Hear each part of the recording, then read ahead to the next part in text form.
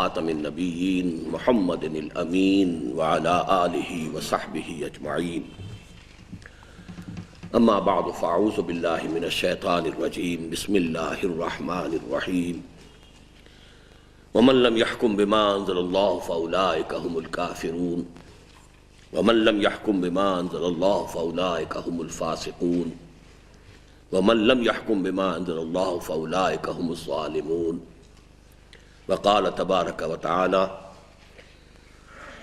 یا اہل الکتاب لستم علی شیء حتی تقیموا التوراۃ والانجیل وما انزل الیکم من ربکم صدق اللہ العظیم۔ جس کتابچے کا ہم تسلسل کے ساتھ مطالعہ کر رہے ہیں، مسلمانوں پر قرآن مجید کے حقوق، اس میں جو چوتھا حق ہے کہ اس پر عمل کیا جائے، اس کے ضمن میں کافی حصہ تو ہم کل پڑھ چکے تھے، تو تھوڑا سا اس کا اعادہ ہم کر لیں گے اس وقت، اور بقیہ اب تکمیل کرنی ہے۔ جو حصہ ہم نے پڑھا تھا اس میں سب سے پہلے تو وہ منطقی بات کہ جس کے لیے کسی دلیل کی ضرورت نہیں، کسی تفصیل کی ضرورت نہیں، کہ قرآن مجید کے جو پہلے تین حقوق ہیں، یعنی یہ کہ اسے مانا جائے جیسے کہ ماننے کا حق ہے، یعنی ایمان اور تعظیم۔ دوسرے یہ کہ اسے پڑھا جائے جیسے کہ پڑھنے کا حق ہے، جس کے لیے تلاوت اور ترتیل کے دو الفاظ ہم نے سمجھے۔ تیسرے یہ کہ اسے سمجھا جائے جیسے کہ سمجھنے کا حق ہے، جس کے لیے تذکر اور تدبر کی دو اصطلاحات کو ہم نے سمجھا۔ تو یہ تینوں حقوق جو ہیں، ان کا جو منطقی نتیجہ ہے وہ یہ ہے کہ یہ سب بھی اس لیے درکار ہے کہ اس پر عمل کرنا مقصود ہے۔ تو چوتھا حق جو ہے کہ اس پر عمل کیا جائے، اس کے ضمن میں کہ اصل شے جو مطلوب ہے وہ عمل ہے۔ اس کے حوالے سے ہی ہم نے ایک آیت کے حوالے سے، ایک حدیث کے حوالے سے بات سمجھی کہ قرآن مجید بھی کہتا ہے کہ اگر قرآن مجید یا اللہ کی اتاری ہوئی شریعت کے مطابق فیصلے نہیں کرتے تو پھر تم ظالم ہو، کافر ہو، مشرک ہو، فاسق ہو، سرکش ہو، باغی ہو۔ حدیث بھی ہم نے پڑھ لی، ما آمن بالقرآن من استحل محارمہ، قرآن پر ہرگز ایمان نہیں ہے اس شخص کا جس نے اس کی حرام کردہ شے کو اپنے لیے حلال کر لیا۔ دوسری حدیث مثبت انداز میں بھی آ گئی، لا یؤمن احدکم حتی یکون ہواہ تبعا لما جئت بہ، تم میں سے کوئی شخص مومن ہو ہی نہیں سکتا جب تک کہ اس کی خواہش نفس تابع نہ ہو جائے اس کے جو میں لے کر آیا ہوں۔ یہ حدیث اس اعتبار سے گویا کہ اس موضوع پر حرف آخر ہے کہ خواہش، ہوا کا لفظ کبھی اچھے سینس میں استعمال نہیں ہوتا۔ ہوا، خواہش، یہ تو در حقیقت نفس کا تقاضا ہے۔ نہى النفس عن الہوا، یہ جو قرآن مجید میں آیا سورہ النازعات میں، اما من خاف مقام ربہ ونہى النفس عن الہوا، تو وہ شخص کہ جو ڈرتا رہا اپنے رب کے حضور کھڑے ہونے سے کہ ایک روز محاسبے کی گھڑی آئے گی اور مجھے کھڑے ہونا ہوگا اس گرینڈ اکاؤنٹیبلٹی کے لیے، ونہى النفس عن الہوا، اور اس نے اپنے نفس کو روکے رکھا خواہش سے۔ تو ہوا جو ہے وہ اچھے سینس میں استعمال نہیں ہوتا، حضور نے یہ لفظ استعمال کیا، جب تک تمہاری خواہش بھی تابع نہ ہو جائے اس کے، جس کے لیے میں نے عرض کیا تھا کہ بڑی شدید ریاضت کی ضرورت ہے، بڑی مشقت کی ضرورت ہے۔ جیسے منہ زور گھوڑے کو سدھانا جو ہے آسان کام نہیں ہوتا، ہر شخص نہیں سدھا سکتا اسے، اس کے لیے بڑا ماہر آدمی چاہیے۔ تو یہ نفس جو ہے اور اس کی ہوا، یہ بہت بڑے منہ زور گھوڑے کے مانند ہے، اس کو سدھانے کے لیے مسلسل محنت و مشقت اور ریاضت کی ضرورت ہے۔ پھر اس کے ضمن میں ہم نے ایک اور بات سمجھی، اور وہ یہ کہ اس پر عمل کے ضمن میں اگر علم اور عمل میں تفاوت ہوتا چلا جائے تو یہ خطرناک ترین چیز ہے۔ ایک شخص کو علم ہو گیا ہے کہ یہ شے مجھ پر فرض ہے اور وہ ادا نہیں کر رہا، گویا کہ اور کر سکتا ہو اور تب نہ کر رہا، اس کے لیے فزیکلی امپاسبل ہے تو بات اور ہے، پاسبل ہو چاہے مشکل کے ساتھ ہو، قربانی کے ساتھ ہو، تکلیف دے کر ہو، کسر و انکسار، وہ جو تین جوڑے کل ہم نے الفاظ کے پڑھے تھے، کسر و انکسار، ترک و اختیار اور قربانی و ایثار، یہ کتنا ہی کرنا پڑے لیکن پاسبل ہے کہ آپ کر سکیں، اور پھر بھی نہیں کر رہے تو گویا کہ علم اور عمل میں ایک خلیج شروع ہوگی۔ اس خلیج کا فوری نتیجہ یہ نکلتا ہے خذلان، سلب توفیق۔ اب یہ الفاظ آپ کو اچھی طرح یاد کر لینے چاہیے۔ اللہ کی طرف سے گویا کہ اس شخص کے ساتھ ایک تعلق منقطع کرنا اللہ شروع کر دیتا ہے، خذلان الہی، اللہ کا تعلق ٹوٹنا شروع ہوا، یہ شخص جانتے بوجھتے اس پر عمل نہیں کر رہا ہے، اور توفیق جو ہے اللہ کی وہ سلب ہونی شروع ہو جاتی ہے، اور یہ عمل اگر آگے بڑھے گا اسی کا منطقی نتیجہ نفاق ہے۔ اب یہی گویا کہ تشریح ہو گئی اس حدیث کی کہ حضور نے فرمایا کہ اکثر و منافقی امتی قراؤہا، میری امت کے منافقین کی اکثریت قراء پر مشتمل ہوگی۔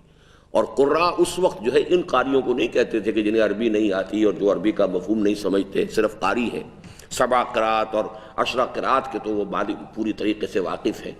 قاری کہلاتے تھے عالم، تو گویا کہ عالم سب سے بڑھ کر منافق ہوتا ہے، اس لیے کہ چونکہ اس کے پاس علم ہے اور وہ عمل نہیں کر رہا، ہوتے ہوتے اس کی خلید جو ہے اتنی وسیع ہو جائے گی کہ پھر وہ نفاق تک پہنچا دے گی کہ اکثر و منافقی امتی قراؤہا، میری امت کے منافقین کی اکثریت قاریوں پر مشتمل ہوگی، عالموں پر مشتمل ہوگی، اس لیے کہ ایک شخص کو معلوم ہی نہیں ہے، معلوم نہ ہونے سے وہ کچھ نہ کچھ اللہ کے ہاں وہ کوئی پلی ہے اس کے لیے کہ وہ میں تو اگنورنس، جیسا کہ میں نے کہا تھا دنیا کی عدالت میں تو قانون یہی ہے کہ ignorance of law is no excuse, لیکن اللہ تعالیٰ کی عدالت میں اگنورنس کسی نہ کسی درجے میں ایکسکیوز بنے گا، لیکن جہاں اگنورنس نہیں ہے اب وہاں تو وہ ایکسکیوز ختم ہوا۔ لہذا اس اعتبار سے علم اور عمل کے درمیان جو پھر فرق ہوتا چلا جاتا ہے یہ در حقیقت نہایت خطرناک شے ہے۔ تو اصل بات کیا ہے کہ جتنا جتنا علم ہو اتنا اتنا آدمی بڑھتا جائے۔ اسی کے حوالے سے ہم نے وہ بات سمجھ لی کہ یہی وجہ تھی کہ صحابہ کہتے ہیں کہ ہم ایک ایک صورت میں کئی کئی سال لگا دیتے تھے، کہ جو بھی آیتیں 10 آیتیں ہم نے حضور سے سیکھی ہیں تو جب تک ان 10 آیتوں کو اپنی شخصیت میں جذب نہیں کر لیتے تھے، علم اور عمل دونوں کو بیک وقت اپنی شخصیتوں کے اندر جذب نہیں کر لیتے تھے، اس وقت تک ہم آگے نہیں بڑھتے تھے۔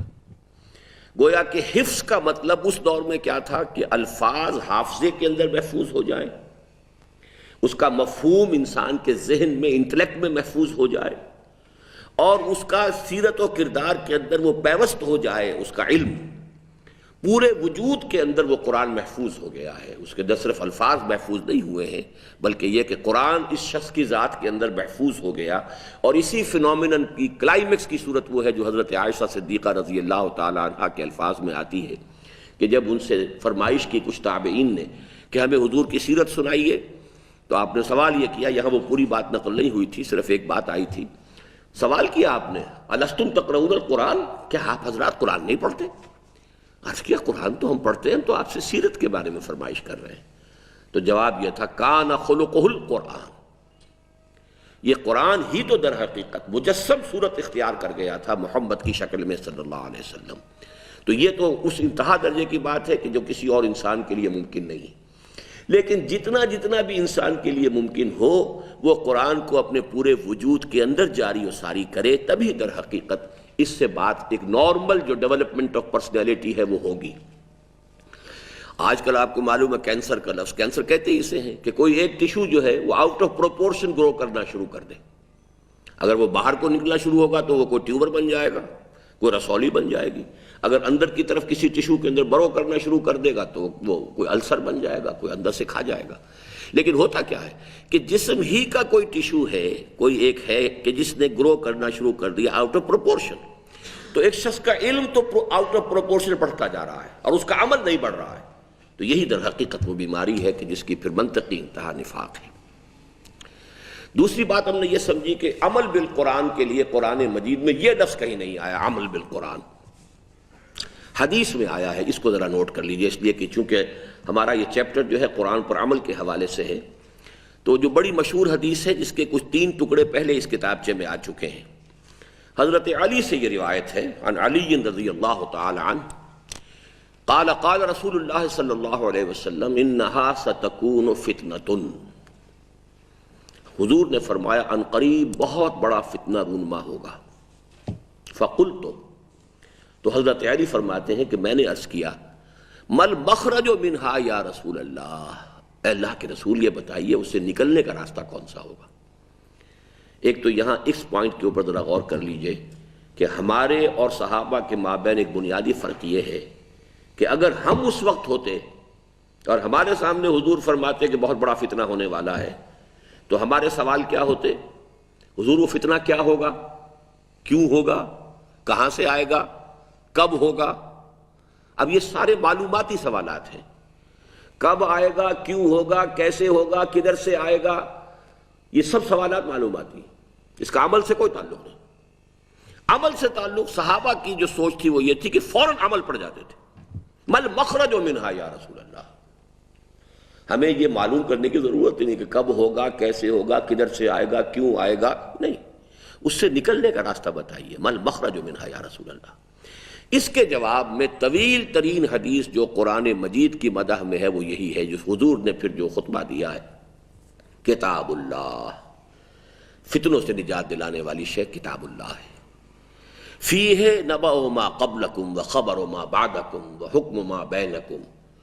اس میں تم سے پہلو لوگوں کے حالات بھی ہیں، تم سے بعد میں آنے والے لوگوں کی خبریں بھی ہیں، اور یہ کہ جو تمام تمہارے معاملات میں جھگڑے ہو سکتے ہیں ان کا فیصلہ بھی. حکم ما، اس لفظ حکم کو نوٹ کیجئے اس لیے کہ یہ کل ہماری جو بحث کے اندر بڑا مرکزی حیثیت کا حامل تھا. حکم ما بینکم، جو بھی تمہارے مابین اختلافات ہوں گے ان میں فیصلہ کن شے بھی یہی ہے.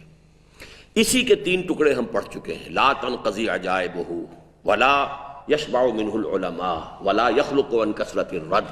اس قرآن کے عجائب کبھی ختم نہیں ہوں گے. یہ ہیروں کی اس کان کے مانند نہیں ہے کہ جس میں ہیرے ختم بھی ہو جائیں. کبھی اس کے عجائب کبھی ختم نہیں ہوں گے. اس سے کبھی بھی اہل علم سیر نہیں ہوں گے. بار بار پڑھنے سے اس کے اوپر کوئی بوسیدگی طاری نہیں ہوگی، طبیعت میں اکتاہٹ پیدا نہیں ہوگی. پھر طویل حدیث ہے یہ. اس کے آخری ٹکڑے نوٹ کیجئے، اور یہ میں چاہتا ہوں کہ آپ یاد کر لیں، اس لیے کہ جس کام کے لیے آپ آئے ہیں اور بہت دور دراز فاصلے طے کر کے آئے ہیں اس کے لیے یہ بہت اہم ٹکڑے ہیں.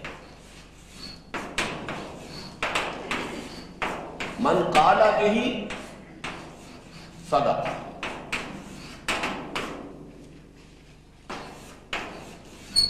ومن عمل بہ، اس کے لیے میں نے سارا آپ کو واقعہ سنا ہے. عمل بالقرآن، جس نے اس قرآن کی بنیاد پر کوئی بات کہی سچ کہا، جس نے اس پر عمل کیا ہو جائے گا، اس کا اجر محفوظ ہے. ومن حکم بہ، پھر لفظ حکم آ گیا، عدل، اس نے عدل سے کہا. اور آخری ٹکڑا ہے ومن دعا الیہ،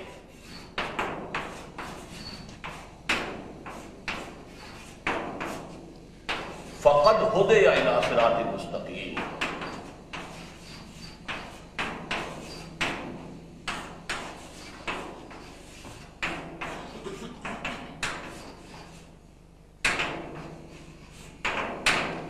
جس نے اس کی طرف بلایا اس کی ہدایت ہو گئی سیدھی راہ کی جانب. یہ عجیب ہے، جس نے اس کی طرف بلایا اس کی ہدایت ہو گئی. اس میں کیا، کس بات کی طرف اشارہ ہے؟ کوئی مانے نہ مانے، کسی اور کو ہدایت ہو نہ ہو، جو اس قرآن کا داعی بن کر کھڑا ہو جائے گا اس کی ہدایت گارنٹیڈ. فقد ہو دیا، یہ جو پریزنٹ پرفیکٹ ٹینس کے انداز میں آیا ہے. قد جب آتا ہے فعل ماضی پر، یہ آپ پڑھیں گے ابھی، تو یہ ہے پریزنٹ پرفیکٹ ٹینس. قد ہو دیا، اس کی ہدایت ہو چکی. من قال بہ صدق ومن عمل بہ اجر ومن حکم بہ عدل ومن دعا الیہ فقد ہدی الی صراط مستقیم. میں نے آپ کو اس طویل حدیث کے شروع کے 3 ٹکڑے سنائے. کتاب اللہ، فیہ خبر ما قبلکم ونبأ ما بعدکم وحکم ما بینکم. درمیان کے 3 ٹکڑے سنائے. لا تنقضی عجائبہ ولا یشبع منہ العلماء ولا یشبع منہ العلماء ولا یخلق عن کثرت الرد. اور آخر کے 4 یہ ہیں. من قال بہ صدق ومن عمل بہ اجر ومن حکم بہ عدل ومن دعا الیہ فقد ہدی الی صراط مستقیم. اب اس کے بعد جو ہم نے بحث پڑھی وہ یہ تھی کہ اس عمل بالقرآن کے 2 درجے ہیں. ایک درجہ انفرادی ہے. جو احکام انفرادی ہیں اور جن پر عمل کرنے کا امکان ہے، چاہے وہ کسر و انکسار کے ساتھ ہو، تکلیف کے ساتھ ہو، مشقت کے ساتھ ہو، قربانی کے ساتھ ہو، اس پر تو عمل کرنے کا انسان اسی وقت مکلف ہے جب وہ اس کے علم میں آ گیا۔ نہیں کرتا ہے تو پھر جو ساری بحث ہم پڑھ چکے ہیں کہ گویا کہ اس کے علم اور عمل کے اندر اب وہ گیپ شروع ہوا۔ یہ گیپ خذلان الہی اور سلب توفیق کی طرف لے جائے گا، اور ہوتے ہوتے ہوتے ہوتے ہوتے ہوتے یہ نفاق پر منتج ہو جائے گا۔ لہذا اس پر تو عمل کرنا جو ہے فوراً لازم ہے۔ البتہ جو اجتماعی نظام سے متعلق ہیں ان پر وہ عمل نہیں کر سکتا۔ حکم تو قرآن کا ہے کہ چوری کرنے والے مرد اور عورت کا ہاتھ کاٹ دو، نہ میں کر سکتا ہوں نہ آپ کر سکتے ہیں، جب تک کہ نظام نہ بدلے۔ اس کا جو اب عمل نہیں کر رہا، میں نہیں کر رہا، آپ نہیں کر رہے، تو اس کا ایک کفارہ ہے۔ تن من دھن کے ساتھ اگر نظام بدلنے کی کوشش کر رہے ہیں، اس غلط نظام کے ساتھ ریکنسائل نہیں کیا ہے، اس کے ساتھ اپنے آپ کو ایڈجسٹ نہیں کر لیا ہے، اس میں پاؤں پھیلانے کے لیے اور جائیدادیں بنانے کی فکر میں نہیں ہے، اس میں پھلنے پھیلنے اور پھولنے کی فکر نہیں کر رہے ہیں، بلکہ اس کے ساتھ ہاسٹائل ہیں، اس سے ٹکرا رہے ہیں، اس کے خلاف جد و جہد کر رہے ہیں۔ یہ جد و جہد کفارہ بن جائے گی یا قائم مقام بن جائے گی ان احکام پر عمل کا جن پر کہ اس وقت وہ عمل نہیں کر پا رہا۔ یہ بات سمجھ لی تھی آپ کہ اگر وہ نہیں عمل کر پا رہا ہے تو ایک محرومی ہے نا، اس کا کوئی کفارہ ہونا چاہیے، اس کی کوئی تلافی ہونی چاہیے۔ وہ تلافی ہے کہ آپ جد و جہد کرتے رہیں، نہ ہو نہ بدلے آپ کی زندگی میں کوئی پرواہ نہیں، لیکن معذرتاً الی ربکم ولعلہم یتقون، کوشش جاری رکھیے تاکہ اپنے رب کے حضور میں جا کر معذرت تو پیش کر سکیں نا کہ پروردگار میں اپنے آخری وقت تک کوشش کرتا رہا۔ اگر یہ نہیں ہے تو گویا کہ آپ نے اس نظام باطل کو قبول کر لیا ہے دل سے، اور آپ کا اس کو قبول کر لینا آپ کے انفرادی احکام پر عمل کی بھی نفی کر دے گا۔ اب آپ کی نماز کی بھی نفی ہے، روزے کی بھی نفی ہے۔ پھر وہ آیت آپ پر منطبق ہوگی افتؤمنون ببعض الکتاب وتکفرون ببعض فما جزاء من يفعل ذلك منكم الا خزي في الحیاة الدنیا ویوم القیامة یردون الى اشد العذاب۔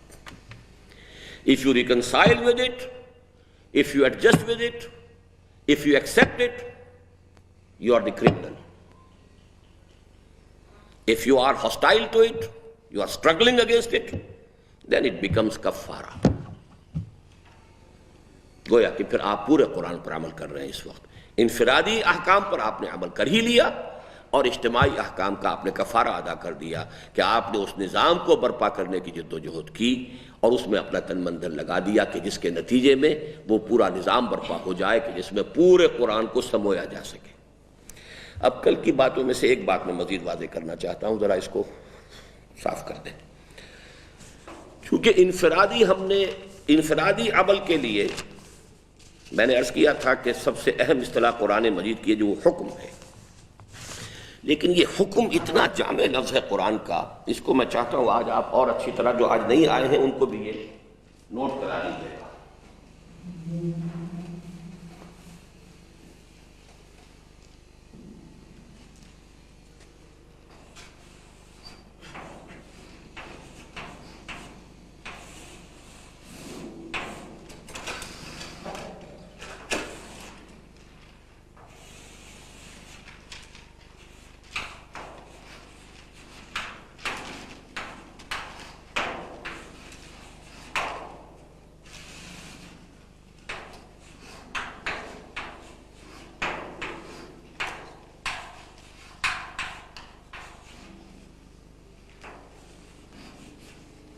اس سے ایک لفظ بنا حکم۔ باطنی اعتبار سے اس حکم کے معنی کیا ہے؟ اصابت رائے۔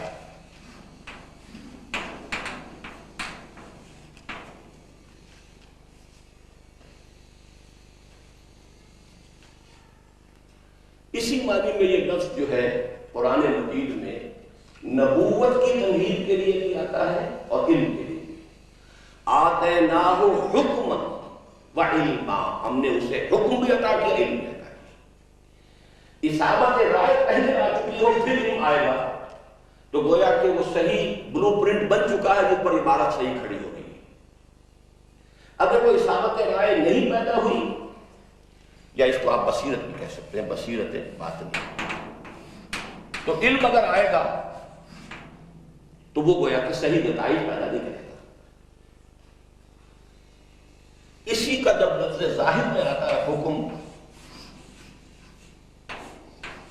تو اس کے معنی ہے فیصلہ کرنا، فیصلہ بلکہ فیصلہ ذاتی بھی ہوتا ہے اور فیصلہ اجتماعی بھی ہوتا ہے۔ اجتماعی میں یہ لفظ بین کے ساتھ آئے گا، حکم بینہم،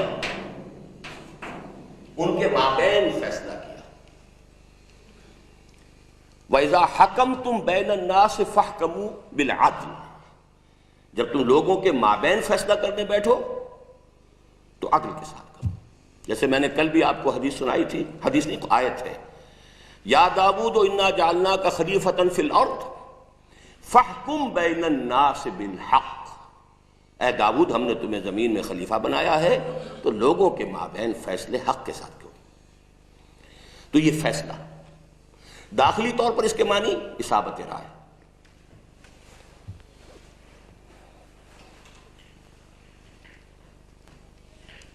ذاتی عمل اسی فیصلے کے نتیجے میں وہ شکل اختیار کرتا ہے۔ اب اسی سے لفظ بنا ہے حکمت، یہ جو آپ کے تیسرے سبق کا مرکزی لفظ ہے، وَلَقَدْ آتَيْنَا لُقْمَانَ الْحِکْمَةَ أَنِ اشْکُرْ لِلَّهِ، جس کے بارے میں قرآن کہتا ہے وَمَنْ یُؤْتَ الْحِکْمَةَ فَقَدْ أُوتِیَ خَیْرًا کَثِیرًا،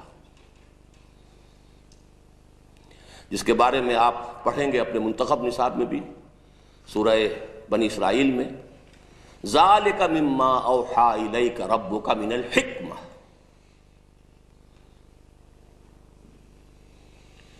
اس حکم کے بارے میں بھی ایک بڑا پیارا مقام ہے قرآن مجید میں، سورہ مریم میں حضرت یحییٰ کے بارے میں، وَآتَيْنَاهُ الْحُکْمَ صَبِيًّا، یحییٰ کو ہم نے اصابت رائے اور یہ بصیرت باطنی بچپن ہی میں عطا کر دی تھی۔ یہ دونوں جو ہیں جو کنٹمپریری انبیاء ہیں، عیسیٰ اور یحییٰ علیہ السلام، یہ دونوں اس اعتبار سے یونیک ہیں۔ حضرت عیسیٰ علیہ السلام ابھی پگوڑے میں تھے کہ باتیں کر رہے تھے، قال انی عبد اللہ آتانی الکتاب وجعلنی نبیا، پھر یہ کہ نبوت بھی ان کی ظاہر ہو گئی 30 برس کی عمر میں، جبکہ عام قاعدہ 40 برس کا ہے۔ اسی طرح حضرت یحییٰ کا معاملہ، وَآتَيْنَاهُ الْحُکْمَ صَبِيًّا، ہم نے اس کو جو حکمت اور دانائی اور بصیرت باطنی تو بچپن ہی میں عطا کر دی تھی۔ صبیہ، صبی بچے کو کہتے ہیں، بالکل چھوٹے بچے کو۔ تو حکمت، اچھا یہاں اب آپ حکم کو دوسرا شخص لفظ لائیے، احکام۔ احکام ظاہری عمل کے لیے ہیں، یہ کرو یہ نہ کرو، اور ان دونوں کے مابین بڑا گہرا رشتہ ہے۔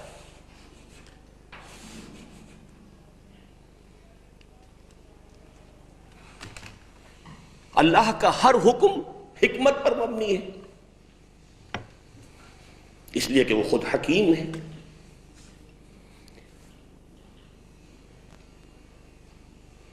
قول الحکیم لا یخلو عن الحکمہ، یہ پرانا مقولہ ہے، کسی حکیم کا کوئی قول بھی حکمت سے خالی نہیں ہوتا، تو اللہ کا کوئی حکم حکمت سے خالی نہیں ہے۔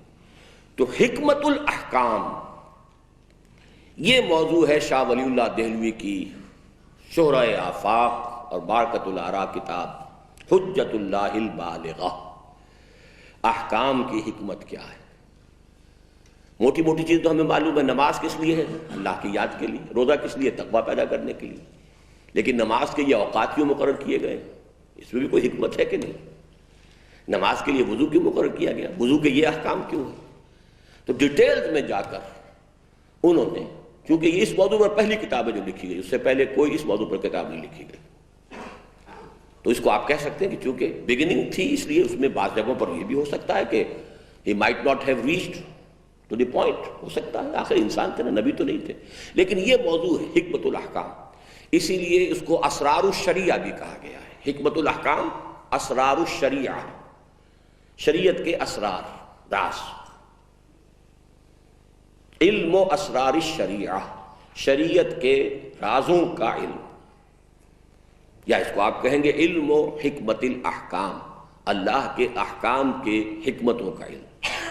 اچھا، اس میں ایک اور لفظ بھی آپ یہیں پر نوٹ کرتے جائیے. یہ تو ہے احکام، زبر کے ساتھ ہے، کہ ایک ہے احکام.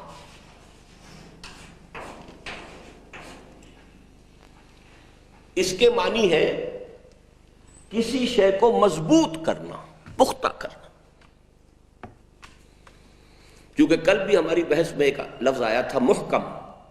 قرآن کی آیات محکمات بھی ہیں، متشابہات بھی ہیں. محکمات وہ ہیں جو بالکل پختہ، اپنے مضمون پر پوری طرح دلالت کرنے والی، کسی شک و شبہ کی گنجائش نہیں، محکم. اور یہی لفظ آیا ہے سورہ ہود کے آغاز میں، کتاب احکمت آیاتہ ثم فصلت من لدن حکیم خبیر. یہ قرآن ایک عجیب کتاب ہے کہ پہلی اس کی آیات مستحکم کی گئی. یہ باب افعال سے مصدر بنے گا احکام.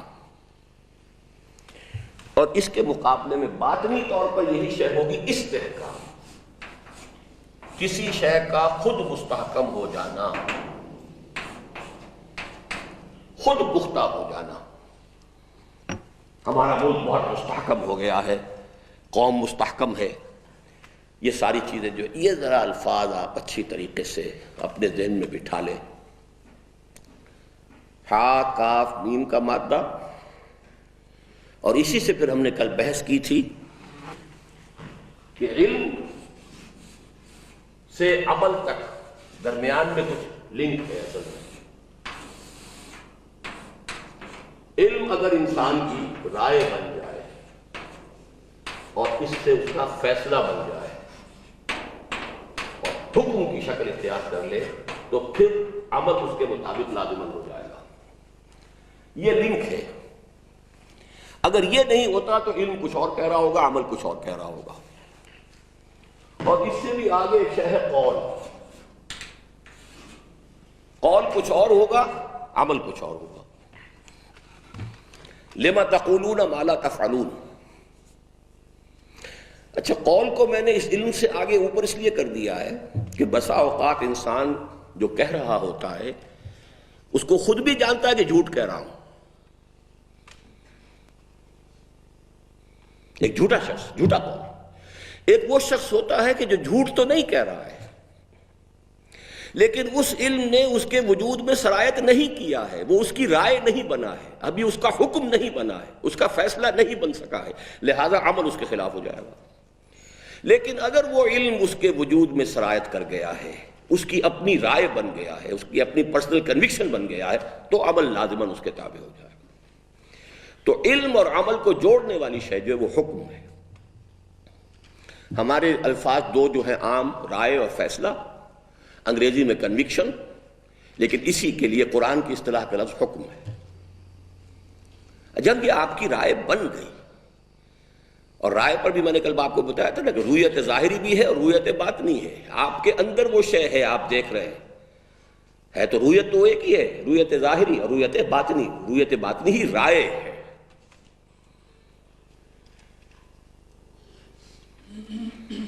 چلیے اب آگے چلیں.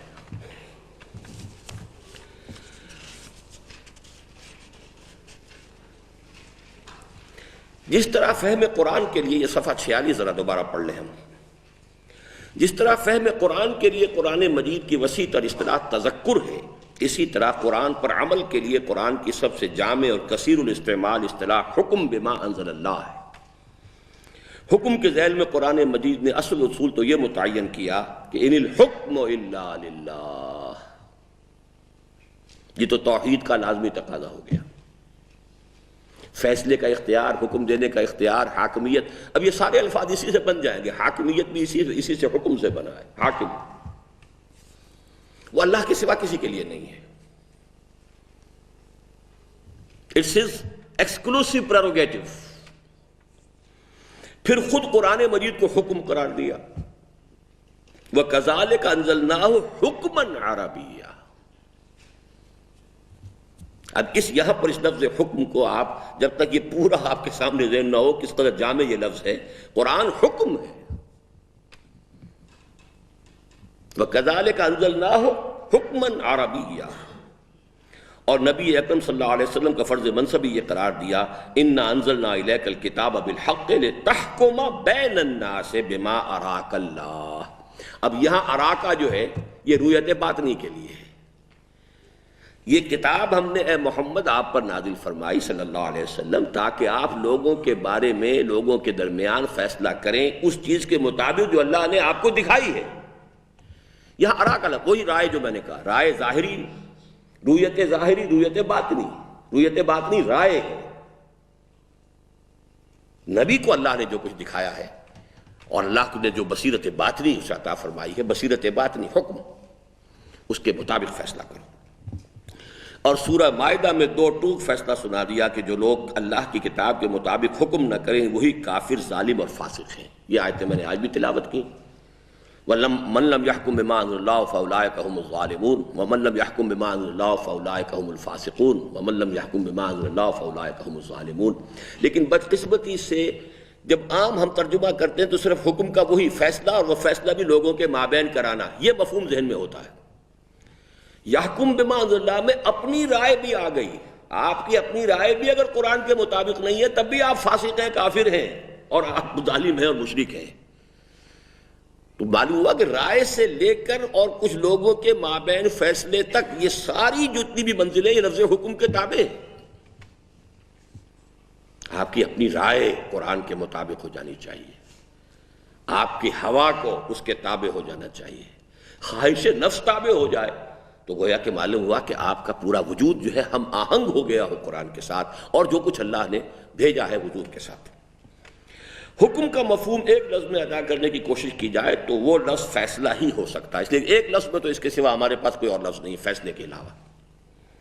لیکن اس کی اصل حقیقت کو سمجھنے کے لیے ضروری ہے کہ یہ بات پیش نظر رہے کہ انسان میں اصل اہمیت کی چیزیں دو ہیں، ایک اس کا فکر اور دوسرے اس کا عمل۔ حکم ایک ایسی جامع اصطلاح ہے جو بیک وقت ان دونوں کا احاطہ بھی کرتی ہے۔ فکر انسانی رائے پر بھی حکم کا اطلاق ہوگا اور اس کے عمل اور کردار اور فیصلے پر بھی ہوگا، اور خاص طور پر ان کے ربط و تعلق کو واضح اور ان کے مقام اتصال کو نمایاں کرتی ہے۔ فکر اور عمل، علم اور عمل کے مابین ربط و اتصال جو ہے وہ حکم ہے۔ جب وہ فکر جو ہے آپ کی شخصیت میں اس طرح رچ بس گیا، وہ علم آپ کی وجود میں اس طرح سرایت کر گیا کہ آپ کی رائے بن گیا، اب وہ رائے جب بن گیا ہے جو کنوکشن کی شکل اختیار کر لی ہے وہ اس عمل میں یقیناً ظاہر ہو جائے گی۔ تو یہ جو تین آگے جملے ہیں، بلکہ جملہ تو ایک ہی ہے، سطریں ہیں، بہت واضح الفاظ ہیں۔ کوئی خیال یا نظریہ جب انسانی فکر میں ایسا رچ بس جائے کہ اس کی رائے اور فیصلہ یعنی حکم بن جائے، یہ تین الفاظ میں نے اسی لیے دائرے میں لکھے ہیں، رائے، فیصلہ اور حکم بن جائے تو اس کا عمل خود بخود اس کے تابع ہو جاتا ہے۔ اسی حقیقت کو نمایاں کرنے کے لیے قرآن حکیم نے عمل بالقرآن کے لیے حکم بما انزل اللہ کی اصطلاح استعمال کی تاکہ یہ بات بالکل واضح ہو جائے کہ قرآن مجید پر عمل در حقیقت اسی وقت ہو سکتا ہے جب انسان کا فکر قرآن کے تابع ہو جائے اور قرآن کا بیان کردہ علم حقیقت انسان کے دل اور دماغ دونوں میں جاگزی ہو جائے۔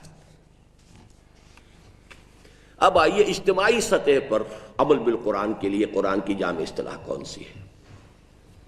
آسمانی کتابوں پر عمل کے لیے قرآن مجید کی دوسری اصطلاح اقامت کی ہے، جیسا کہ یہود و نصارہ کے بارے میں فرمایا گیا وَلَوْ أَنَّهُمْ أَقَامُوا التَّوْرَاةَ وَالْإِنْجِيلَ وَمَا أُنزِلَ إِلَيْهِمْ مِنْ رَبِّهِمْ لَأَكَلُوا مِنْ فَوْقِهِمْ وَمِنْ تَحْتِ أَرْجُلِهِمْ۔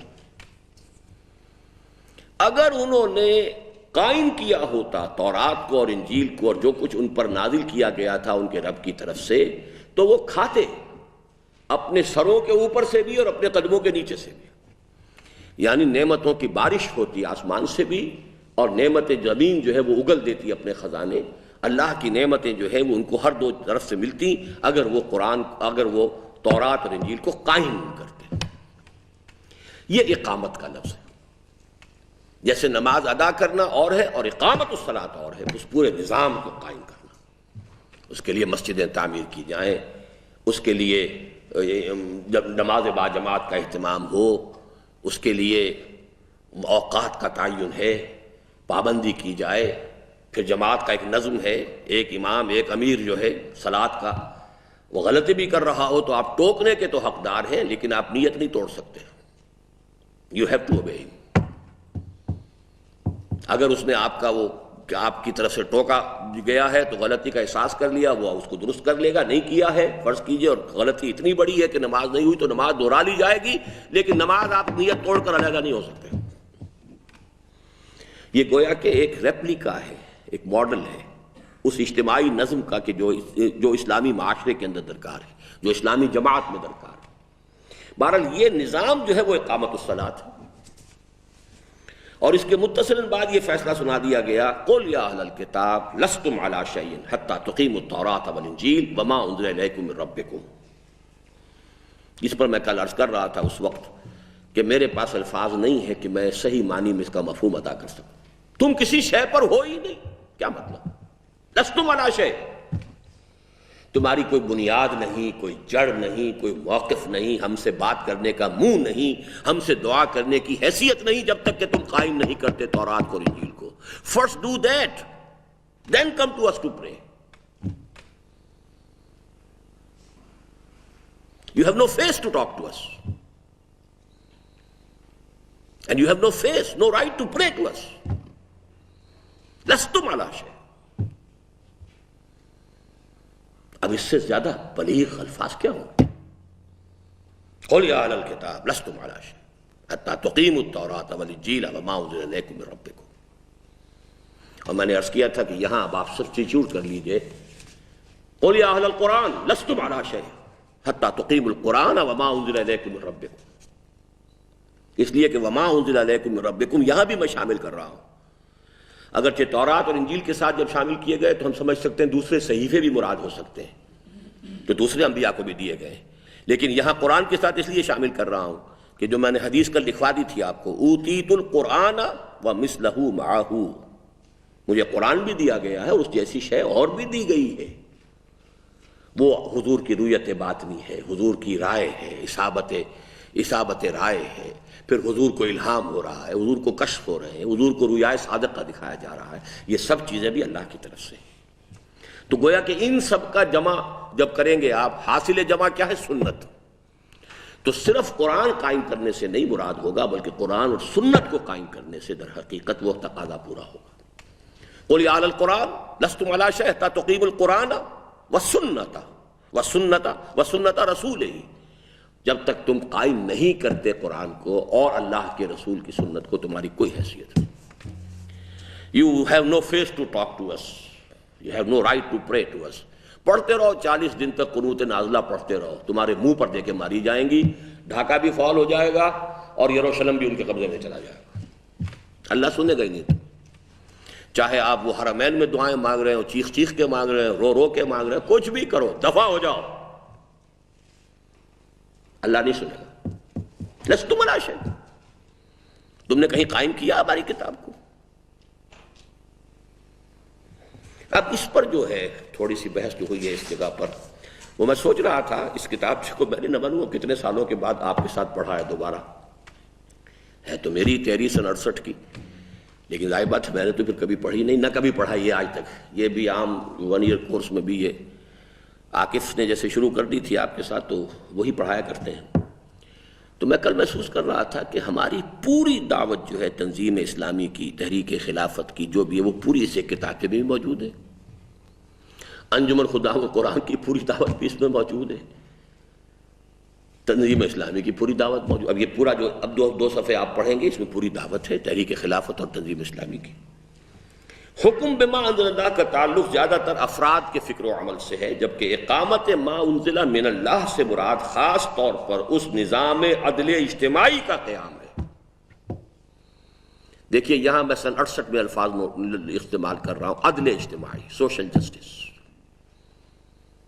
اس لیے کہ دین کو قائم کرنے سے ایک شے مراد نماز قائم ہو گئی، اقامت الصلاۃ وہ ضیاء الحق صاحب نے بھی کر دی، کچھ زکوٰۃ کا بھی الٹا سیدھا جو ہے وہ نظام قائم کر دیا، تو گویا کہ یہ اقامت دین ہو رہی ہے، یا اقامت دین مولویوں کے سامنے ہے یا وہ مالا کنڈ والی تحریک کے سامنے ہے کہ کچھ سزائیں وغیرہ عدالتی نظام جو ہے وہ شریعت کے مطابق ہو جائے۔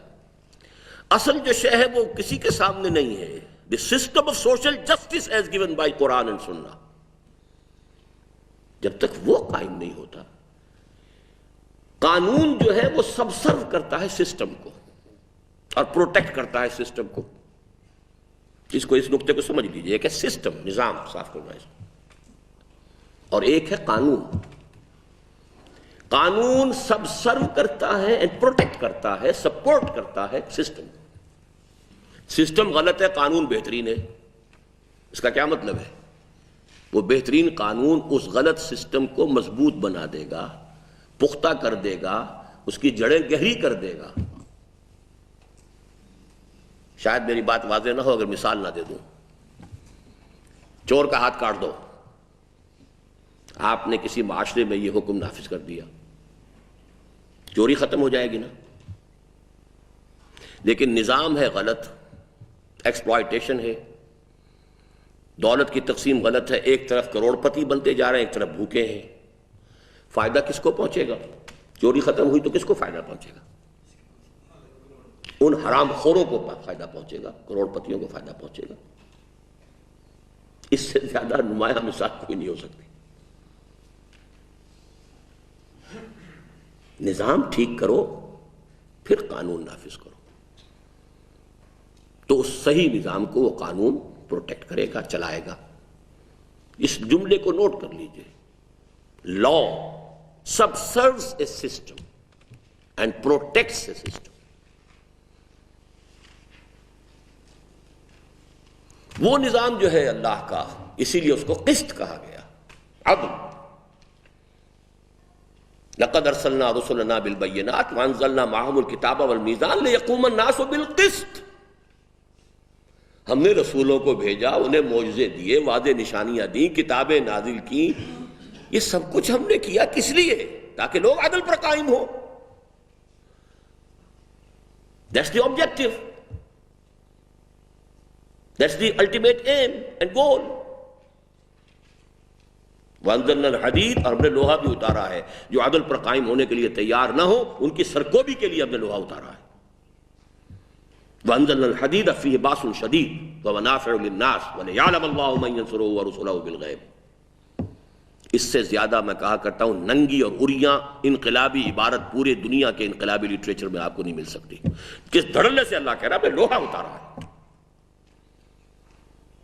جو دلیل سے مان جائیں بہت اچھا ہے، جو اپیل سے مان جائے بہت اچھا ہے، جو نہ اپیل سے مانے نہ دلیل سے مانے اب ان کا علاج ڈنڈا ہے، اور ہم نے اتارا ہے ڈنڈا، لوہا اتارا ہے اسی لیے۔ وَأَنزَلْنَا الْحَدِيدَ فِيهِ بَأْسٌ شَدِيدٌ وَمَنَافِعُ لِلنَّاسِ۔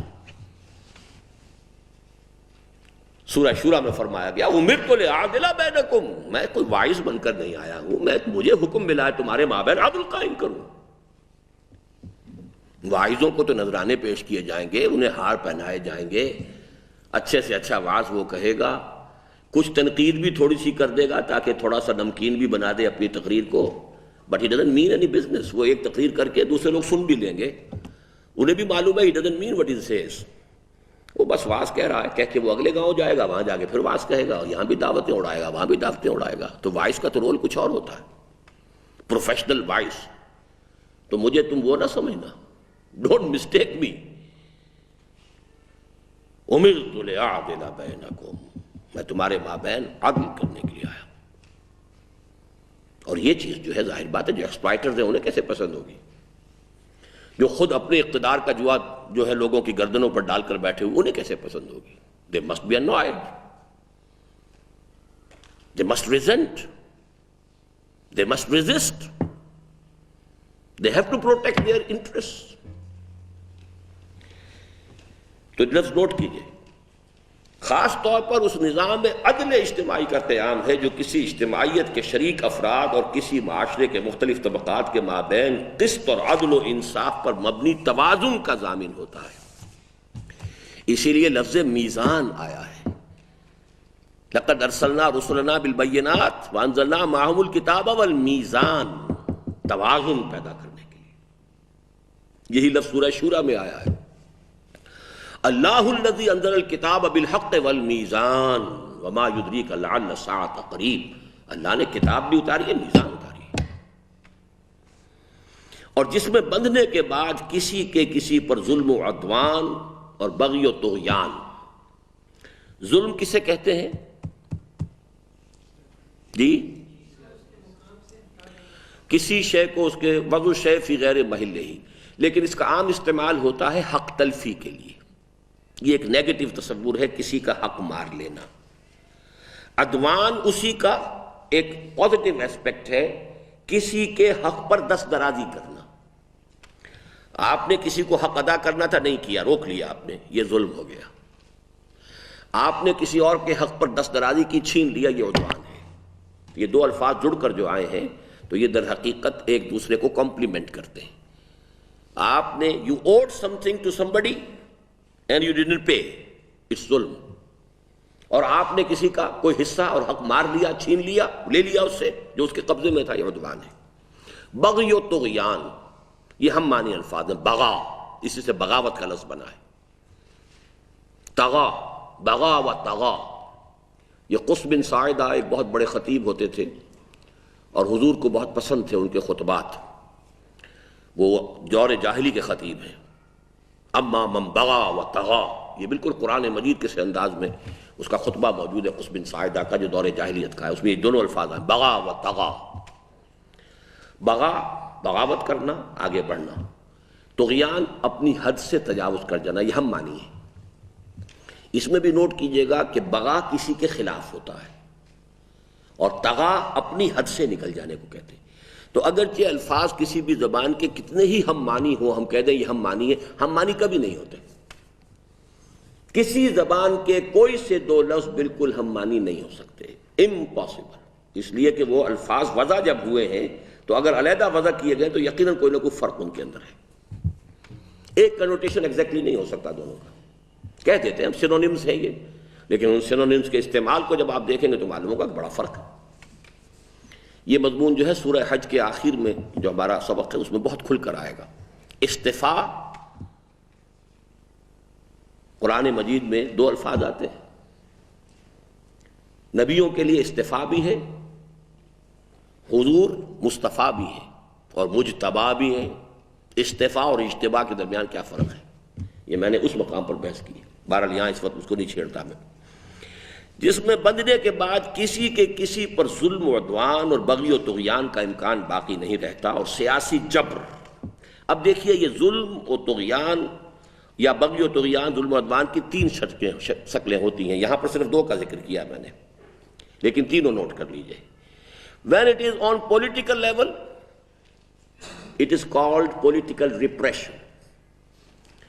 ایک طبقہ دوسرے طبقے کے اوپر حاکم بن کر بیٹھ گیا، ایک قوم دوسرے قوم پر حاکم بن گئی، ایک قبیلے نے دوسرے قبیلے کو دبا لیا، یہ ہے ریپریشن۔ معاشی میدان میں اس کو کہتے ہیں ایکسپلائٹیشن، استحصال، کہ ایک طبقے نے دوسرے طبقے کے حقوق غصب کیے، اور سماجی سطح پر کہلاتا ہے ڈسکریمنیشن۔ پیدائشی طور پر تفریق کر دینا کہ یہ اونچا ہے یہ نیچا ہے، یہ کالی چمڑی لے کر پیدا ہوا ہے گھٹیا آدمی ہے، یہ سفید یا لال چمڑی لے کر پیدا ہوا بڑھیا آدمی ہے، یہ برہمن کے گھر پیدا ہوا ہے اونچا آدمی ہے، یہ شودر کے گھر پیدا ہوا ہے نیچا آدمی ہے، یہ مرد پیدا ہوا ہے لہذا اونچا ہے، یہ عورت پیدا ہوئی ہے لہذا نیچی ہے۔ پیدائشی اصولوں پر یا بنیادوں پر انسانوں میں تقسیم کرنا، ڈسکریمنیشن، یہ ورسٹ ظلم ہے۔ یہ سید ہے، یہ مصلی ہے،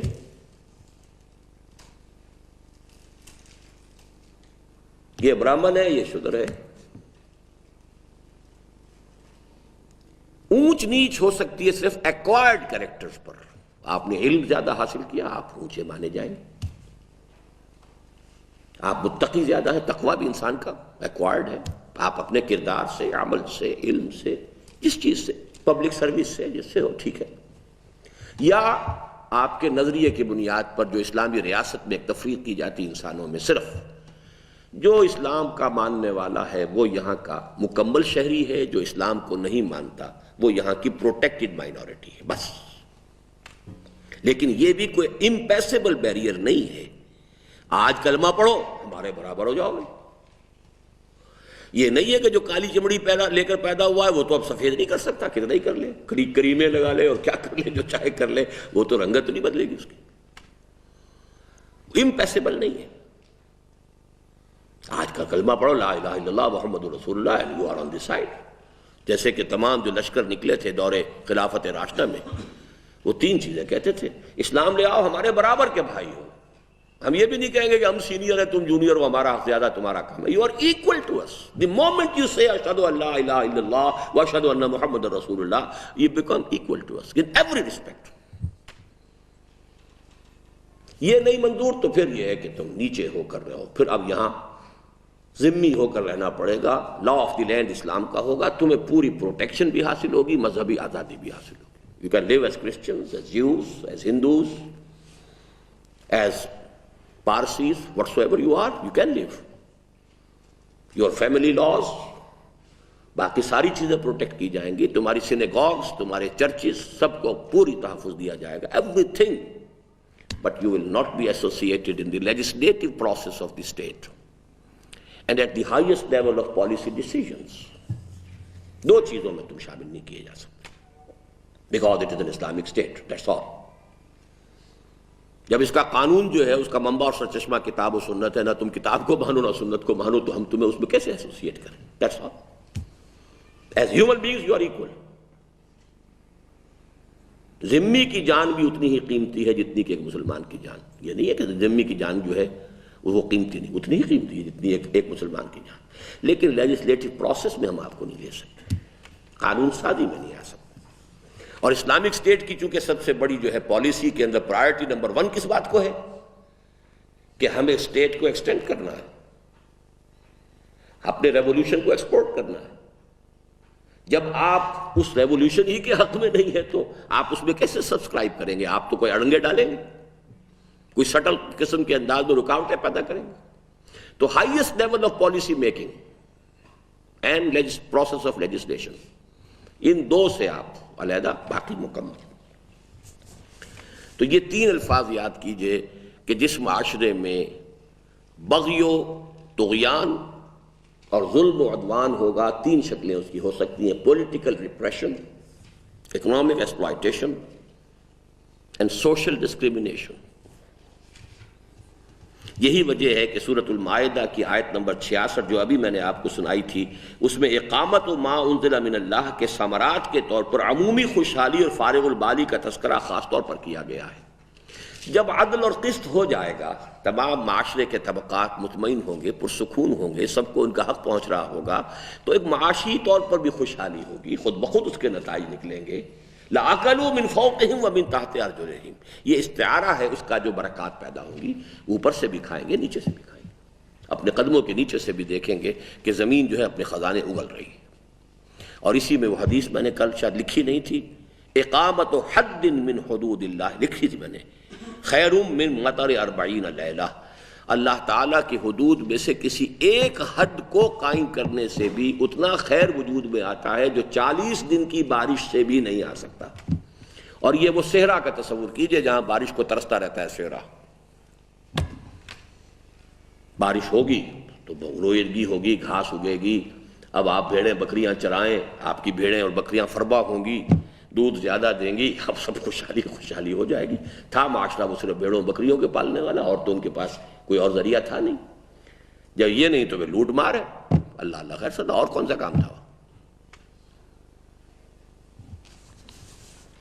اس نظام عدل و قسط کے قیام کا تذکرہ کمال اجمال و غایت اختصار کے ساتھ تو سورۃ الحدید کی اس آیت میں ہوا ہے، لَقَدْ أَرْسَلْنَا رُسُلَنَا بِالْبَيِّنَاتِ وَأَنزَلْنَا مَعَهُمُ الْكِتَابَ وَالْمِيزَانَ لِيَقُومَ النَّاسُ بِالْقِسْطِ۔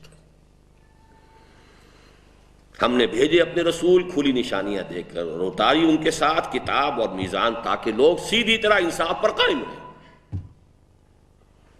لیکن سورۃ الشورى میں اس کا بیان ایسی وضاحت کے ساتھ ہوا ہے کہ اس سے حکم الہی اور اقامت دین اور ایمان بالکتاب اور قیام نظام عدل اجتماعی کا باہمی ربط و تعلق بالکل واضح ہو جاتا ہے، جس سے حکم الہی، نوٹ کیجئے ہماری جو بحث چل رہی لفظ حکم، انزلناہ حکما عربیہ، اس لفظ حکم کو ابھی انڈر لائن کر لیجئے۔ سورہ شورى میں ایک عجیب ترتیب کے ساتھ یہ سارے الفاظ آئے، حکم الہی، پھر اقامت دین، دین کو قائم کرنا، اقام التوراۃ والانجیل ان اقیم الدین، ایمان بالکتاب اور قیام نظام عدل اجتماعی کا باہمی ربط و تعلق بالکل واضح ہو جاتا ہے۔ اس صورت کے دوسرے رکوع میں ایک نہایت حکیمانہ تدریج و ترتیب کے ساتھ اس مضمون کی تفاصیل بیان ہوئی ہیں۔ چنانچہ سب سے پہلے وہی اصل الاصول بیان ہوا جس کا تذکرہ میں پہلے کر چکا ہوں، یعنی یہ کہ حکم کا اصل اختیار اللہ کو حاصل ہے۔ چنانچہ آیت نمبر 10 میں ارشاد ہوا وَمَا اخْتَلَفْتُمْ فِيهِ مِنْ شَيْءٍ فَحُكْمُهُ إِلَى اللَّهِ، تمہارے مابین جس معاملے میں بھی اختلاف ہو اس کے فیصلے کا اختیار تو اللہ ہی کو حاصل ہے۔ پھر آیت نمبر 13 میں اس حکم الہی کے دین و شریعت کی شکل میں ڈھلنے کی تفصیل بیان ہوئی ہے۔ یہی حکم الہی اس نے شکل اختیار کی اللہ کے دین اور شریعت کی، لہذا شرع لکم من الدین ما وصى به نوحا والذی اوحینا الیک وما وصینا به ابراہیم وموسیٰ وعیسیٰ ان اقیموا الدین ولا تتفرقوا فیہ۔ یہ آیت نمبر 13 میں آگے، اے مسلمانوں، اللہ نے تمہارے لیے بھی وہی بات طے کی ہے جس کی کہ نوح کو ہدایت کی تھی، اور جو ہے محمد ہم نے آپ کی طرف وحی کی ہے، اور جو جس کی ہم نے نصیحت اور وصیت کی تھی ابراہیم کو اور موسیٰ کو، عیسیٰ کو، قائم کرو دین کو، قائم رکھو دین، اور مت اختلاف میں پڑھو اس کے بارے میں۔ یہ رکھو اور کرو، اس کا فرق میں کل بیان کر چکا ہوں۔ اقیمو، قائم کرو یا قائم رکھو، کیا ترجمے ہوں گے اس کے؟ اگر کوئی شے قائم ہے تو اقیمو کے معنی کیا ہوں گے؟ اسے قائم رکھو، اور اگر قائم نہیں ہے تو اس کا ترجمہ کیا ہوگا؟ قائم کرو۔ خلافت راشدہ کے دوران اس کا مفہوم کیا ہوگا؟ قائم رکھو۔ اب اس نظام کو، اس کے خلاف کاؤنٹر ریولوشنری موومنٹس اٹھیں گی، اس کے خلاف طوفان آئیں گے، اس کے خلاف آندھیاں چلیں گی۔ شیطان جو ہے آخر نچلا تو نہیں بیٹھا ہوا ہے، شیطان کو اللہ نے قیامت تک کی مہلت دے رکھی ہے۔ کیسے برداشت کرے گا وہ کہ اس کے سینے میں یہ سوراخ ہو گیا ہے؟ یہ تو سینے میں سوراخ ہے شیطان کے کہ اللہ کا دین قائم ہے، تو وہ تو ہر طرح کے اڑنگے لگائے گا۔ تو مسلمانوں چوکس رہو، چوکنے رہو، ان اقیموا الدین، اس دین کو اب قائم رکھو جو محمد الرسول اللہ والذین معہ نے 23 سالہ محنت اور مشقت کے ساتھ قائم کیا ہے، اب اسے قائم رکھو۔ اور اگر وہ خیمہ گر گیا ہے تو اب اسے قائم کرو، سر نو اٹھاؤ، دوبارہ کھڑا کرو، پھر وہی جدوجہد شروع کرو جو محمد الرسول اللہ والذین معہ نے کی تھی صلی اللہ علیہ وسلم ورضی اللہ تعالی عنہ۔ تو اس ترجمے سے دھوکہ نہیں کھانا چاہیے، قائم رکھو اور قائم کرو ایک ہی مفہوم ہے۔ قائم ہے تو قائم رکھو، اور قائم نہیں ہے تو قائم کرو۔ لیکن یہاں جو مضمون بیان ہو رہا ہے کہ اب دیکھیے آیت نمبر 10 میں نے کوٹ کی وَمَا اخْتَلَفْتُمْ فِيهِ مِنْ شَيْءٍ فَحُكْمُهُ إِلَى اللَّهِ، حکم، پھر اس حکم نے صورت اختیار کی دین کی، شرع لکم من الدین، اور اس کے بعد کے الفاظ چھوڑتے ہوئے ان اقیموا الدین، دین کو قائم کرو۔ اب آئیے پھر آیت نمبر 15 میں حضور صلی اللہ علیہ وسلم سے خطاب کر کے فرمایا گیا فَلِذَٰلِكَ فَادْعُ وَاسْتَقِمْ كَمَا أُمِرْتَ وَلَا تَتَّبِعْ أَهْوَاءَهُمْ وَقُلْ آمَنْتُ بِمَا أَنزَلَ اللَّهُ مِنْ كِتَابٍ وَأُمِرْتُ لِأَعْدِلَ بَيْنَكُمْ۔ تو اے نبی آپ اسی کی دعوت دیتے رہیے اور جمے رہیے جیسے کہ آپ کو حکم ہوا ہے، اور ان کی خواہشات کی ہرگز پیروی نہ کیجیے، اور ڈنکے کی چوٹ کہہ دیجئے میرا ایمان ہے اس کتاب پر جو اللہ نے نازل کی ہے، اور مجھے حکم ہوا ہے کہ میں عدل قائم کروں تمہارے مابین۔ دس از دین۔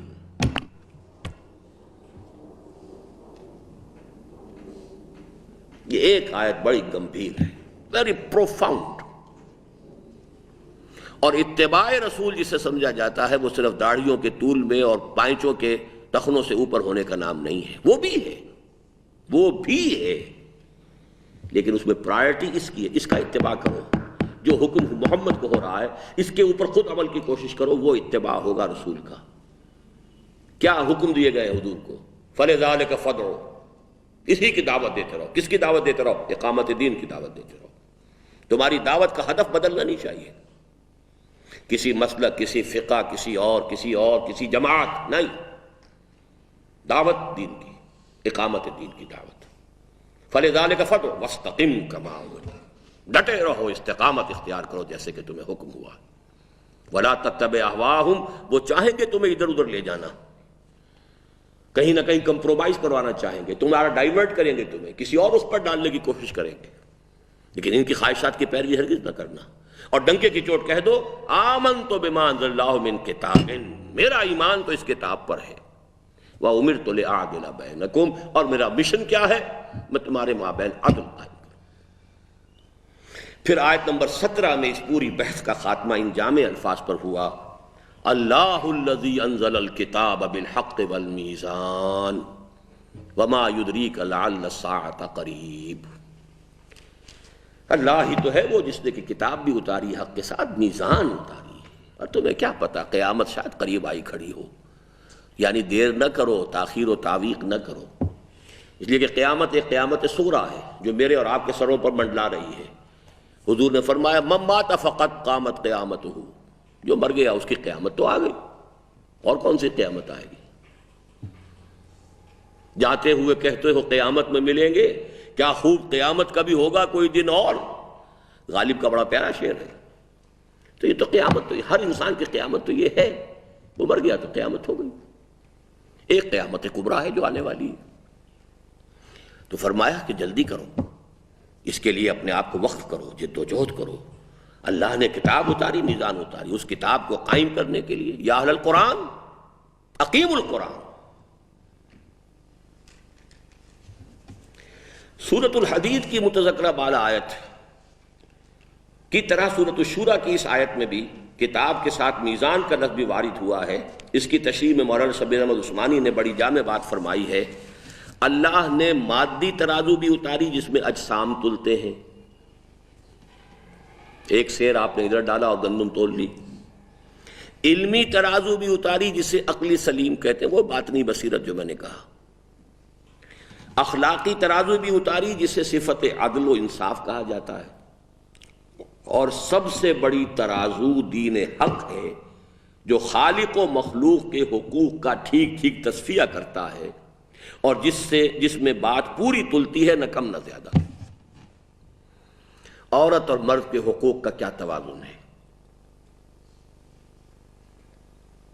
حاکم اور محکوم. حاکم یہاں اس معنی میں چاہے وہ خلیفہ راشد ہی ہے، اس کے اختیارات کتنے ہوں گے اور عوام کے اختیارات کیا ہوں گے. What's the balance? سرمایہ اور محنت کے مابین تعلق بیلنس کیسے ہوگا؟ تین ہے جو ان کو میں کہا کرتا ہوں عقدہائے لا ینحل. یہ تین ایسے عقدے ہیں جو حل ہو ہی نہیں سکتے، عقل انسانی کبھی ان کو حل نہیں کر سکتے. عقل جہاں تک لے آتی ہے، آپ تیسرے سبق میں پڑھ چکے ہیں، توحید تک عقل لے آئے گی، معاد تک بھی عقل لے آئے گی کہ ممکن نہیں ہے کہ یہ انسان کی زندگی بیکار ہو، کوئی نتیجہ نہ نکلے. ایک آدمی خیر کے لیے پوری زندگی گزار گیا اور فاقے کرتا رہا یا کوئی اور تکلیفیں اٹھاتا رہا، ایک آدمی ظلم کرتا رہا. یہ دونوں برابر ہو جائیں گے. ڈیتھ دی لیولر، موت آ کر دونوں کو برابر کر دے گی. تو نفع میں تو وہ رہا جس نے ایش تو کیا یہاں، وہ تو گھاٹے میں رہا جس نے کہ یہاں پر حق اور باطل کے درمیان فرق و تفاوت کے. نہیں، عقل سلیم اسے قبول نہیں کر سکتی. ہونا چاہیے دوسرا عالم جس میں گندم از گندم برویت، جو سے جو، گندم سے گندم ہوگے اور جو سے جو ہوگے. تو عقل سلیم انسان کو پہنچا دیتی ہے، فطرت سلیمہ پہنچا دیتی ہے توحید تک بھی، معاد تک بھی. لیکن یہ عقدے عقل حل نہیں کر سکتی. گزر جا عقل سے آگے کہ یہ نور چراغ راہ ہے، منزل نہیں ہے. اس کے لیے ہی در حقیقت جب ہم کہتے ہیں نا سورہ فاتحہ میں، تو باقی چیزیں تو ہم پہلے سے اقرار کر رہے ہیں. الحمدللہ رب العالمین الرحمن الرحیم مالک یوم الدین ایاک نعبد و ایاک نستعین. تو پھر کسر کون سی رہ گئی؟ اب کیا ہدایت مانگ رہے ہیں آپ اللہ سے؟ توحید آپ کے پاس ہے، آپ نے سارا آخرت کو بھی پہچان لیا، اللہ کی عبادت کا اقرار بھی کر رہے ہیں، تو مانگ کیا رہے ہیں ہدایت؟ وہ ہدایت یہ ہے۔ ان عملی زندگی میں آ کر انسان کے لیے دو راہیں آ جاتے ہیں اور عقل انسانی طے نہیں کر سکتی۔ یک لحظہ غافل گشتم و صد سالہ راہم دور شد، تھوڑا سا عدم توازن پیدا ہوتا ہے۔ جو بھی کوئی کجی آئی ہے تھوڑی سی آئی ہے، 10 ڈگری کا صرف اینگل بنا تھا، لیکن جیسے جیسے آگے گئے وہ تو کھلتے کھلتے سینکڑوں ہزاروں میل کا فاصلہ ہو گیا ہو، چاہے وہ 10 ڈگری کا تھا صرف فرق۔ جتنا آگے چلیں گے فاصلہ بڑھتا چلا جائے گا۔ اس اعتبار سے عقل انسانی ان 3 عقدوں کو حل نہیں کر سکتی۔ اجتماعیت اور انفرادیت کے درمیان کیا بیلنس ہو؟ یا ٹوٹلیٹیرین سوسائٹی بن جاتی ہے، اور یا پھر مادر پدر آزاد معاشرہ وجود میں آتا ہے، یا سرمایہ دار جو ہے وہ مزدور کا خون چوستا ہے، یا مزدور جو ہے وہ سرمایہ دار کی جو ہے درگت بناتا ہے۔ چھوٹا سرمایہ دار ہو تو مزدور اس پر حاکم ہوتا ہے، بڑا سرمایہ دار ہو تو وہ مزدور کا خون چوستا ہے۔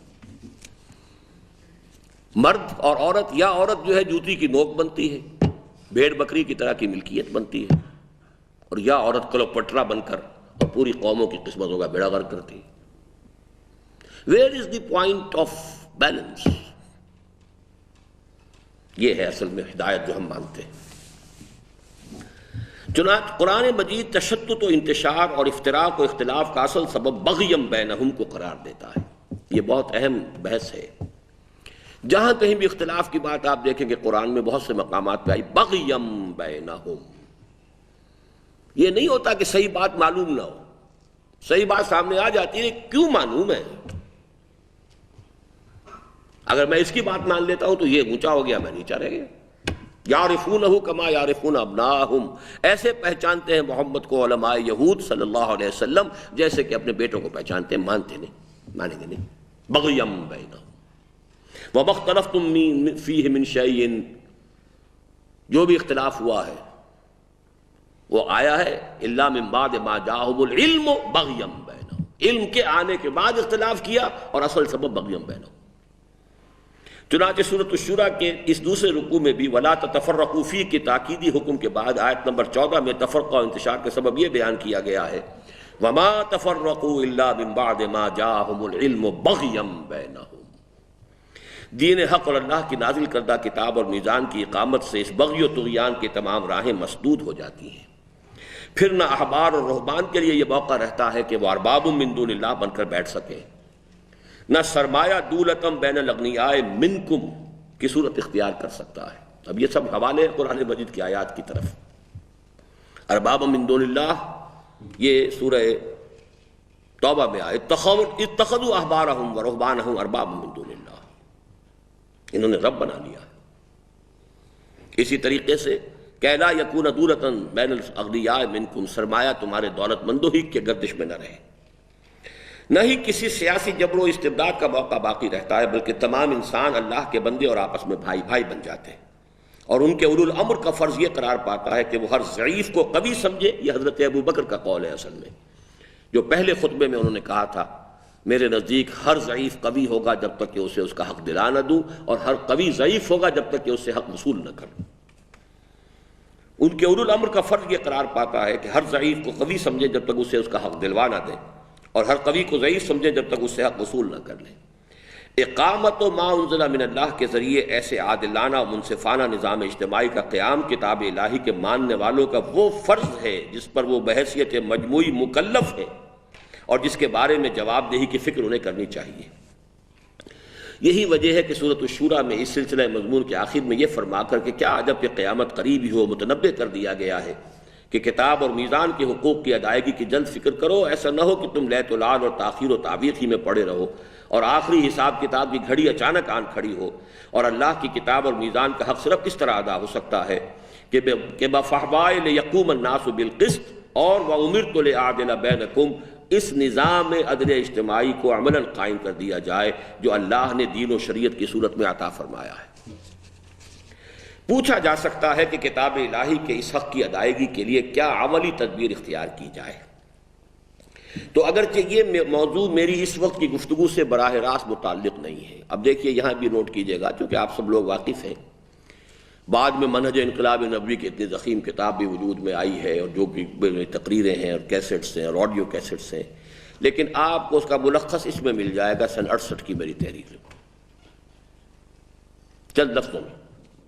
تو اگرچہ یہ موضوع میری اس وقت کی گفتگو سے براہ راست متعلق نہیں، تاہم یہ اشارہ مناسب بلکہ ضروری ہے کہ اقامت دین اور قیام نظام عدل قرآنی کی جد و جہد، اب میں نے یہاں پر اس کو قرآن یا عدل اجتماعی کے ساتھ اس کو قرآن کا لفظ ایڈ کیا ہے، نظام عدل قرآنی کی جد و جہد کو دنیا کی کسی دوسری سیاسی، معاشی یا معاشرتی تحریک پر قیاس کرنا نہایت غلط، اور اس کا عملی نقشہ کسی دوسری تحریک سے اخذ کرنا سخت مضر ہی نہیں، انتہائی مہلک۔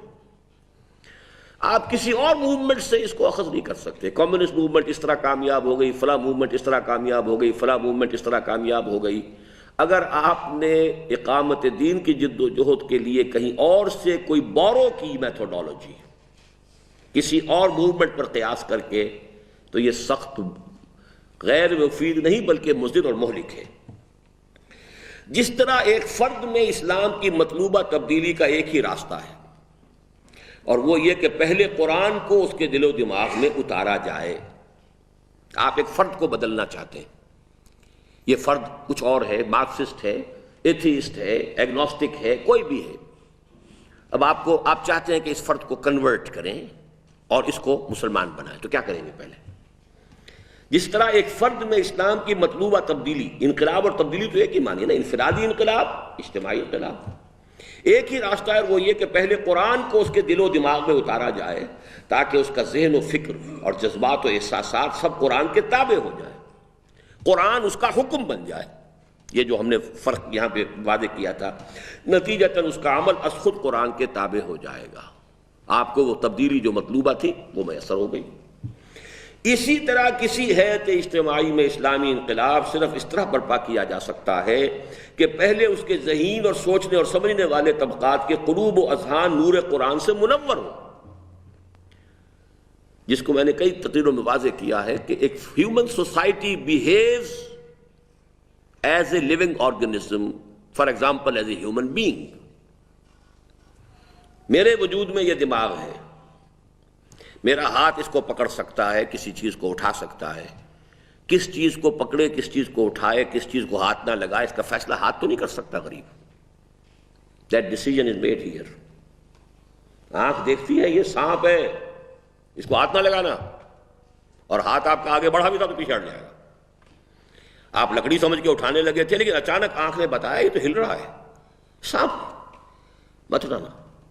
ہاتھ جو ہے وہ تو یہاں کے حکم کے تابع ہے، یہ بڑھے گا تو اس کے حکم کے تحت، اور واپس آئے گا تو اس کے حکم کے تحت۔ ٹانگیں آپ کو لے کے چل سکتی ہیں، کدھر جائیں کدھر نہ جائیں یہ فیصلہ یہاں ہوتا ہے۔ ڈیسیژن از ٹیکن ہیئر، کہ پہلے اس کے ذہین اور سوچنے اور سمجھنے والے طبقات، تو ہر معاشرے کا بھی ایک برین ٹرسٹ ہے، جس کو آپ برین ٹرسٹ کہتے ہیں، اس کو آپ انٹیلیجنسیا کہتے ہیں، اس کو انٹلیکچوئل ایلیٹ کہتے ہیں۔ پھر تحریکیں جو ہیں اپنے تھنک ٹینکس بناتی ہیں، حکومتیں تھنک ٹینکس بناتی ہیں۔ اس حوالے سے وہ ایک طبقہ ہوتا ہے۔ جب تک پہلے اس کے ذہین اور سوچنے سمجھنے والے طبقات کے قلوب و اذہان نور قرآن سے منور ہوں اور اس کے فکر و نظر میں قرآنی انقلاب برپا ہو جائے، کسی ہیئت اجتماعیہ کے اصحاب علم و فکر کے طبقے میں ایمان اور یقین کا ایک مضبوط مرکز، نیوکلیس قائم ہو جائے، تو پھر اس سے نور ایمان اور بصیرت دینی ان دوسرے طبقات میں لازماً سرایت کریں گے جو جسد اجتماعی میں اعضاء و جوارح کی حیثیت رکھتے ہیں، اور رفتہ رفتہ پوری اجتماعیت نور ایمان سے جگمگا اٹھے گی، اور پورے کا پورا دین اپنے مکمل نظام عدل اجتماعی سمیت عملاً قائم ہو سکے گا۔ اس ایک راہ کے سوا اقامت دین کی کوئی اور راہ موجود نہیں، اور یہ خیال تو بالکل ہی خام اور اوہن البیوت الی بیت العنکبوت، یہ سورہ عنکبوت کی آیت ہے، یہ بھی آپ کے منتخب نصاب میں آ جائے گی آگے چل کر، کہ تمام گھروں میں سب سے کمزور گھر جو ہے وہ جالا ہوتا ہے جو مکڑی بنتی ہے اپنے لیے، گھر تو اس کا بھی ہے لیکن سب سے کمزور گھر وہی ہے۔ تو اسی طریقے سے تمام خیالوں میں سب سے زیادہ بالکل ہی خام کا مصداق یہ ہے کہ کسی مسلمان قوم کے اسلام کے ساتھ ایک موروثی مذہب کی حیثیت سے جذباتی لگاؤ اور تعلق کو مشتعل ایکسپلائٹ کر کے ایک سیاسی تحریک برپا کر دینے سے قرآن کا نظام قائم کیا جا سکتا ہے۔ بہرحال یہ ایک جملہ معترضہ تھا. اصل بات جو اس وقت عرض کرنی مقصود ہے وہ یہ ہے کہ قرآن مجید پر عمل یعنی حکم بما انزل اللہ اور اقامت ما انزل من اللہ قرآن مجید کا وہ حق ہے جو ہر مسلمان پر اس کی انفرادی حیثیت میں اور پوری امت مسلمہ پر اجتماعی اعتبار سے عائد ہوتا ہے، اور جس کی ادائیگی کی فکر ہم میں سے ہر شخص کو انفرادی طور پر اور پوری امت کو اجتماعی طور پر کرنی چاہیے. لیکن یہاں ان دو چیزوں کے درمیان جو گیپ ہے اب اس کو بھی اچھی طریقے سے فل کر لیجئے، جس کو بعد میں نے فل کیا ہے. پہلا کام کیا ہے؟ قرآن کی ایسی دعوت کہ جو ہمارے معاشرے میں ایک مضبوط نیوکلیس پیدا کر دے. تمام نہیں بدلا کرتے کبھی بھی. ہمارے معاشرے کے تھنک ٹینک کے اندر ایک مضبوط نیوکلیس پیدا کر دے کہ جو قرآن کے لائے ہوئے نظام پر اور قرآن کے دیے ہوئے ایمان پر پوری طرح مطمئن. یہاں سے پھر وہ ایک جماعت کی کا آغاز ہوگا. جیسے جیسے وہاں سے یہ بات نیچے پھیلے گی، جس کی مثال میں چھوٹی سی دے دوں کہ آپ کو معلوم ہے کہ کمیونسٹ فلسفہ جو ہے سب سے پہلے انٹلیکچوئلز کے ذہنوں میں آیا تھا. کیا کوئی ریڑھی والا جو ہے وہ ڈاس کیپیٹل پڑھ سکتا ہے؟ کوئی تانگا چلانے والا جو ہے وہ سمجھ سکتا ہے یہ نظام کیا ہے؟ یہ کون تھے؟ شعراء، ادیب، ڈرامہ نویس، افسانہ نگار، انٹلیکچوئلز. انہوں نے ڈاس کیپیٹل پڑھا ہوا تھا. انہوں نے اس فکر کو پھر اپنے ڈراموں، اپنے نظموں، اپنے اشعار، اپنے افسانوں سے پہنچایا نیچے، یہاں تک کہ ایک ریڑھی والے کی زبان پر بھی استحصال کا لفظ آ گیا. کتنا ثقیل لفظ، باب استفعال. اچھا بھلا جو عربی کا طالب علم ہوتا ہے اسے مصیبت ہو جاتی ہے 8ویں باب میں جا کر. استفعال، استحصال، اور ریڑھی والا بول رہا کیسے ہو گیا یہ؟ اٹ ٹک ٹائم، لیکن پہنچتی ہے بات. کوئی بہت ہی انسین انویزیبل چینلز ہیں کہ جو اوپر کے وہ انٹیلیجنسیا سے پھر وہ چیز it sinks down to the bottom, to the grass root level. جب یہ ہو جائے گا اس عرصے میں ایک مضبوط جماعت تیار ہو جانی چاہیے جن کا ذہن بالکل صاف ہو کیا کرنا ہے، جو اپنے قول کے سچے، اپنے عمل کے پکے ہوں، اور ایک نظم کو قبول کر رہے ہوں، ڈسپلنڈ. پھر جب کوئی عوامی تحریک اٹھے گی تو یہ کام ہو سکتا ہے جو یہاں آخر میں بیان کیا گیا. عوامی تحریک میں پھر عوام کے مذہب کے ساتھ جو ایک موروثی لگاؤ ہے اسے بھی ایکسپلائٹ کیا جائے گا. But if you jump directly to that you are the biggest fool. یہ مراحل طے کرو. انٹیلیجنسیا میں ایک مضبوط نیوکلیس، پھر اس کے نیچے اس فکر کے گراس روٹ لیول تک جانا، اگرچہ وہ اس فکر کے ساتھ نہیں جائیں گے لیکن یہ کہ کچھ الفاظ کے ساتھ وابستہ ہو جائیں گے. اس کے دوران میں اس میں جو وقت لگے گا ایک جماعت بناؤ، حزب اللہ بناؤ، وہ مضبوط جماعت کہ جو پھر عوامی تحریک کو کنٹرول کر سکے. ورنہ عوامی تحریک وہ تو پھر ادھر کو چل پڑے گی تو بھیڑ چال ادھر کو چل پڑی، اور کوئی اور آ گیا جس نے ذرا زوردار نعرہ لگا دیا، اس نے ارباب اقتدار کو زیادہ غلیظ گالی دے دی، لوگ اس کے پیچھے چلیں گے. یہ ہے آدمی ٹھیک جو جس میں بڑی جرت ہے، اس نے وہ گالی دی ہے اس کو، لوگ اس کے پیچھے چلے جائیں گے. لیکن جماعت ایک ہونی چاہیے جو عوامی تحریک کو کنٹرول کر سکے، ادھر سے ادھر نہ جائے. وہ کوئی مظاہرہ کر رہی ہے تو اس میں کوئی توڑ پھوڑ نہ ہو. لیکن اس کے بعد جب آپ اس کو ماس موومنٹ بنائیں تو اب جو اس قوم کے اندر اگر اسلام کے ساتھ ایک دلچسپی ہے اور ایک محبت ہے اور ان چیزوں کو لے کر جن کو وہ سب مانتے ہیں کہ ہاں یہ اسلام ہے، ان میں سے کسی بھی ایشو کو لے کر ایک عوامی تحریک برپا کی جا سکتی ہے. لیکن اگر آپ ان تمام سٹیجز کو سکپ اوور کر کے اور براہ راست ایک عوامی تحریک کے ذریعے سے چاہیں گے تو پھر ناکامی حاصل کچھ نہیں.